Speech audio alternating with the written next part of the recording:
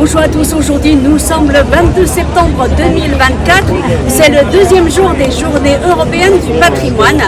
Nous avons choisi de visiter Notre-Dame de Paris.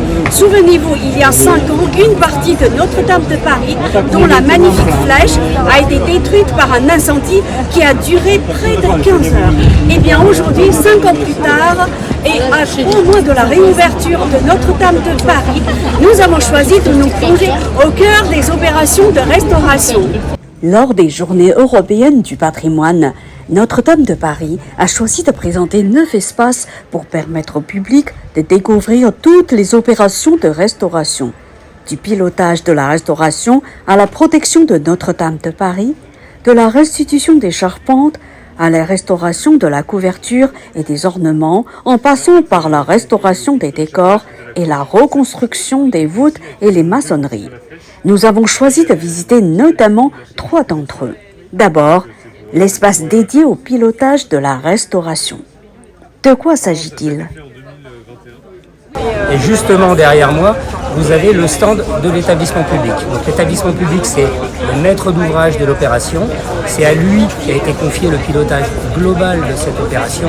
Il a été chargé de définir le programme de restauration, de définir également le budget de cette opération et enfin d'arrêter les objectifs calendaires. Donc c'est nous, cet établissement public, qui passons les différents contrats avec la maîtrise d'œuvre, avec les entreprises et qui leur donnons les moyens pour qu'ils puissent ensuite réaliser leurs travaux et permettre la renaissance de cette cathédrale.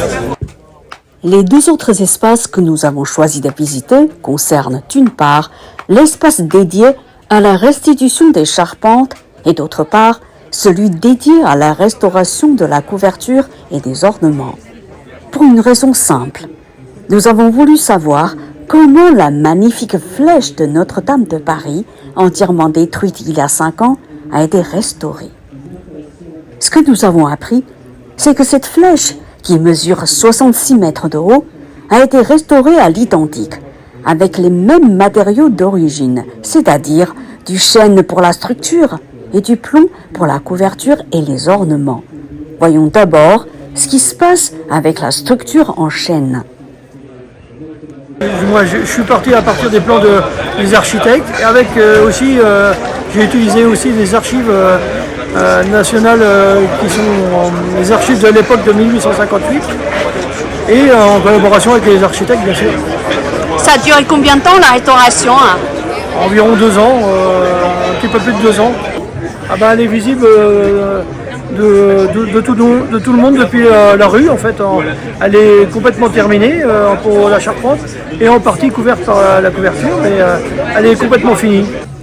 Voyons ensuite ce qui se passe avec la couverture en plomb. Donc vous venez de voir la partie en bois,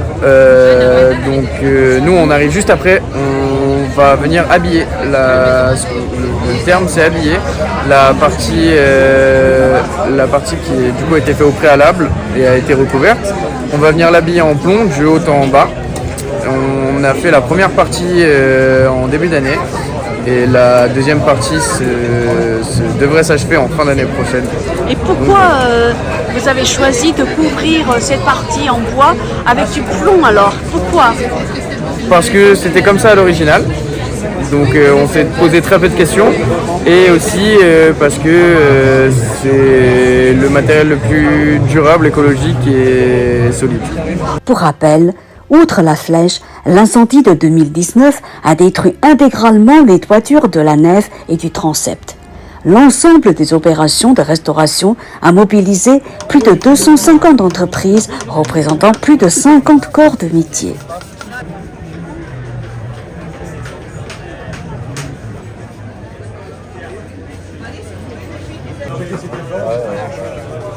Ça va,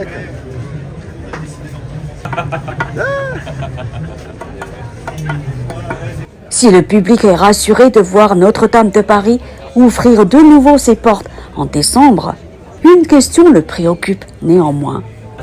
Comment protéger de façon durable cette belle cathédrale contre des risques d'incendie ?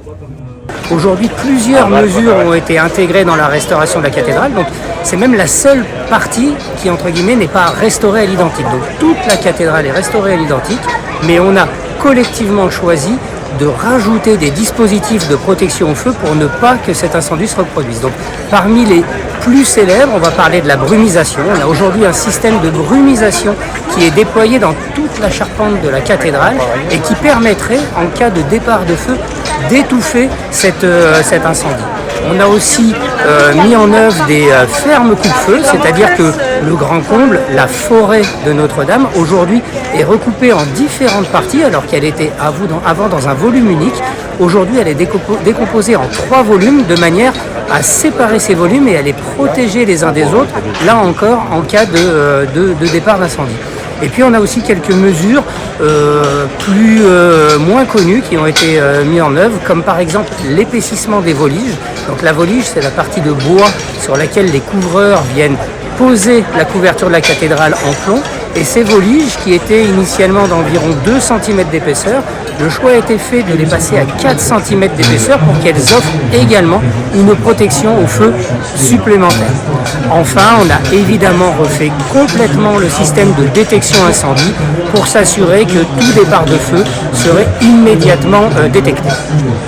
Notre-Dame de Paris, Camille Etienne, pour Mandarin TV.